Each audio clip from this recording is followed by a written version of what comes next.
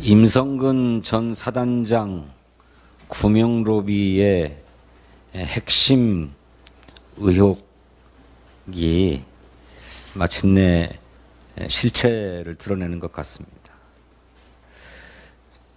그 천기를 누설한 이종호 씨는 블랙펄 인베스트먼트의 대표를 맡아서 도이치모터스 주가 조작의 공범이었고, 김건희 여사의 계좌를 직접 관리했던 사람으로 확인되고 있습니다.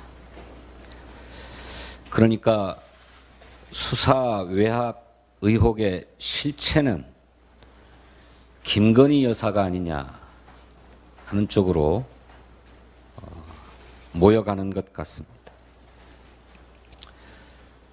임 전 사단장과 인연이 전혀 없다고 했던 대통령이 왜 경로를 했는지, 대통령실과 국방부가 총동원되어서 왜 임 전 사단장 구하기에 나섰는지, 경북경찰청은 수사 결과를 발표하면서 왜 임 전 사단장을 뺐는지, 이런 이해할 수 없었던 의문들이 김건희 여사와 인연이 깊은 이종호 씨의 녹취록으로 풀리는 것 같습니다.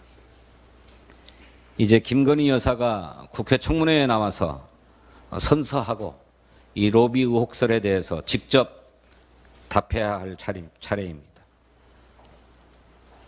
김건희 여사는 오는 7월 19일에 열리는 법제사법위원회에 청문회 증인으로 채택되었습니다. 직접 출석해서 로비설의 진상을 있는 그대로 진술하시길 바랍니다.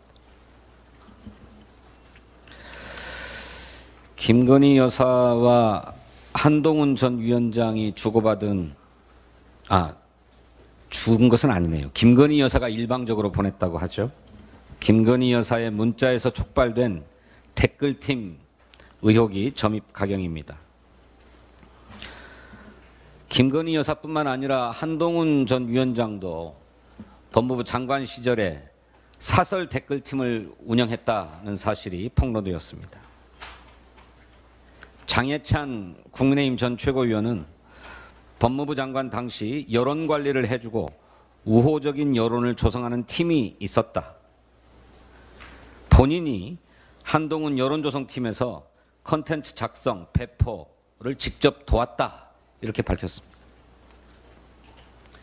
국민의힘의 당협위원장을 역임했던 천하람 의원도 김 여사, 한 후보 모두 댓글팀이 있었을 것이다, 이렇게 이야기했습니다. 댓글팀의 존재와 활동은 헌법과 법률을 위반한 것은 물론이고 여론 왜곡이라고 하는 자유민주주의 체제의 본질을 흔드는 일입니다.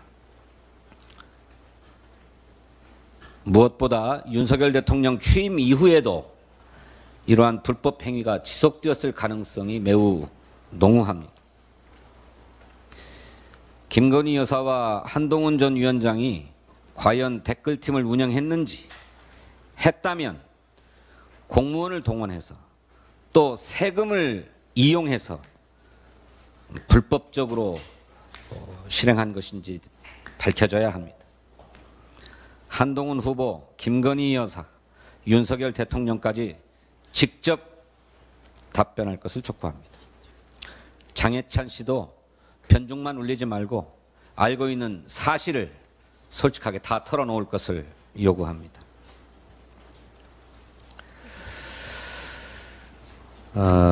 성태윤 대통령실 정책실장이 임대차 2법을 폐지해야 한다, 이렇게 주장했습니다. 지난 6월에는 국토교통부 장관이 그래야 된다고 하더니 이제는 대통령실이 나섰습니다. 4년 동안 전세가 묶여서 집주인들이 4년치의 임대료 인상분을 한꺼번에 올리기 때문에 전세값이 오르고 있다. 그러니 임대차 이익법을 폐지해야 된다라고 하는 것이 그들의 주장인데 과연 그렇습니까? 임대차법은 철마다 집주인 눈치를 보면서 이삿짐을 쌌던 서민들의 주거를 보호하기 위한 조치입니다. 세입자가 원하면 최초 2년 계약이 만료된 이후에 5% 한도의 월세나 전세보증금을 올려주고 추가로 2년 동안 주거할 수 있도록 하는 것입니다. 시행한 지 4년 만에 이제 시장에 안착되었습니다. 전세값이 2년마다 오르는 것에서 발생하던 사회적인 비용, 또 집 없는 서민들의 주거 걱정 모두 줄여준 정책으로 평가받아 왔습니다. 지난해 12월 국토연구원 조사에서도 현행대로 유지되어야 한다라고 하는 의견이 54.1%였습니다. 폐지해야 된다라고 하는 의견은 고작 9%에 불과했습니다. 이렇게 안착된 제도를 국토부 장관 또 대통령실의 정책실장까지 나서서 폐지하자 하는 게 무슨 저희입니까?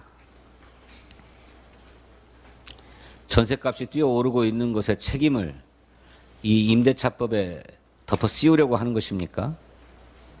아니면 집이 없는 서민들이 2년마다 이사 다니기 싫으면 빚내서 집 사라 이렇게 종용하기 위해서입니까?